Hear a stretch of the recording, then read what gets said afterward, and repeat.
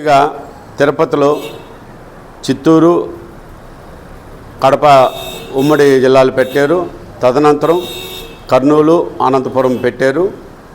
ఆ తర్వాత 11వ తారీఖున ఉమ్మడి ప్రకాశం నెల్లూరు జిల్లాలు కలిపి సమావేశం ఏర్పాటు చేశారు.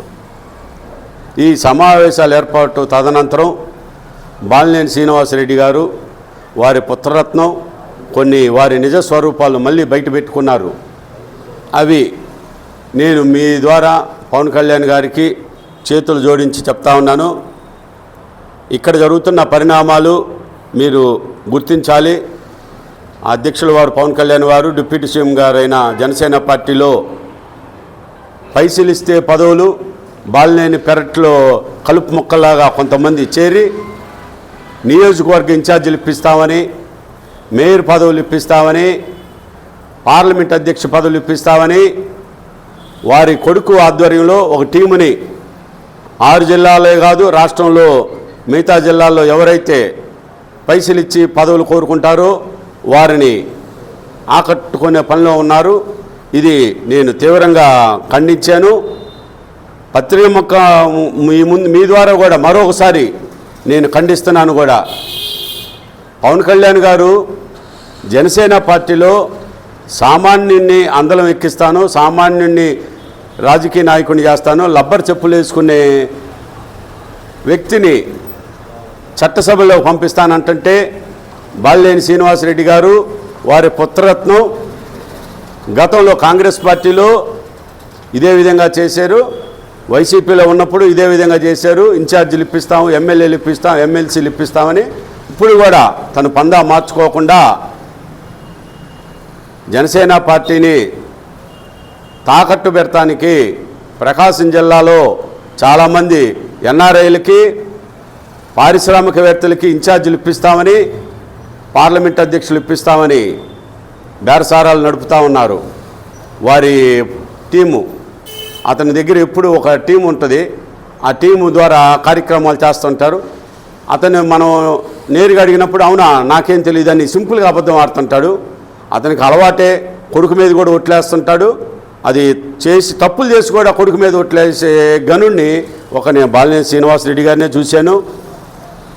ఇప్పుడు నా విషయానికి వచ్చేలకే మీ అందరికీ తెలుసు, బాలినేని శ్రీనివాసరెడ్డి గారి విషయంలో వారి పుత్రరత్నం విషయంలో కూటమి నాయకులైనా సరే ప్రతిపక్ష నాయకులైనా సరే వారిని ప్రశ్నించినప్పుడు కానీ వారిని వ్యతిరేకించినప్పుడు కానీ నేను ముందుండి వారిని ప్రొటెక్ట్ చేసిన మాట మీ అందరికి కూడా తెలుసు. ఇప్పుడు నేను జనసేన పార్టీ జిల్లా అధ్యక్షుడిగా ఉన్నానని మీ అందరికి కూడా తెలుసు. నేను మొదటి నుంచి కూడా ఆశించాను. తను కూడా నిన్ను జిల్లా అధ్యక్షుడిగా చేసే దానికి నేను ముందుంటాను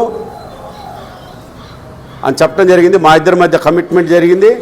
కానీ ఇప్పుడు గత 4 రోజుల నుంచి పరిణామాల్లో ప్రకాశం జిల్లా జనసేన అధ్యక్ష పదవిని 25 లక్షలకి బేరం పెట్టారు, నెల్లూరు జిల్లా అధ్యక్ష పదవిని 50 లక్షలకు బేరం పెట్టారు, తిరుపతి కూడా బేరం జరుగుతుంది, అలాగే రాయలసీమ జిల్లాల్లో కూడా బేరసారాలు జరుగుతున్నాయి. ఇవి మేయర్లు ఇప్పిస్తామని కొంతమందికి ఈ రకమైన బేరసారాలు కొడుకు ఒక టీముని దించి పొట్టేగాళ్ళని దించి అంగట్లో పదవులు అమ్మకానికని జరుగుతూ ఉన్నాయి. నేను మీ ద్వారా మా నాయకుడు పవన్ కళ్యాణ్ గారి దృష్టికి తీసుకెళ్లాలనే ఉద్దేశంతో ఈ రోజున పత్రికా సమావేశం ఏర్పాటు చేయటం జరిగినది. దానిలో భాగంగా ఈ రోజున మీ అందరికీ మరోసారి తెలియజేస్తా ఉన్నాను. ఒంగోలులో జరుగుతున్న స్థానిక ఎమ్మెల్యే మీద కొన్ని ఆరోపణలు చేయించారు. నాలాంటోళ్ళ చేత కోర్టులో వేయించాడు, పిటిషన్లు పెట్టించారు, ఉత్తరాలు కూడా రాయించాడు. ఒంగోలు ఎమ్మెల్యే మీద ఉత్తరంలో రాయించడంలో ప్రధాన భూమిక వాళ్లే, అది అందరికీ తెలిసిందే. మేమైతే దాన్ని వ్యతిరేకించాం. ఇది మంచి పద్ధతి కాదు. కూటమిలో ఉంటూ మనం ఇటువంటి కార్యక్రమాలు ఎంకరేజ్ చేయకూడదు.